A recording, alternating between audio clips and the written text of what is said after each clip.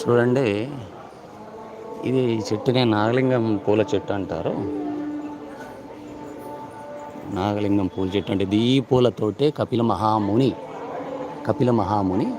ఈ కపిలేశ్వర స్వామికి, కామాక్షి సమేత కపిలేశ్వర స్వామి వారికి పూజ చేశారట ఈ నాగలింగ పుష్పాలతోటి.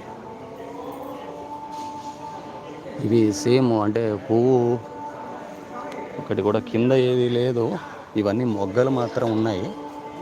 పువ్వు పైన ఉంది. ఇది పువ్వు లోపల ఎలా ఉంటుందంటే చుట్టూ రేకులు ఉండి, కమలం పువ్వు లాగానే చుట్టూ రేకులు లాగా విచ్చుకొని, మధ్యలో ఉన్న కేసరాలు ఏవైతే ఉంటాయో అవి నాగపడిలాగా ఉండి,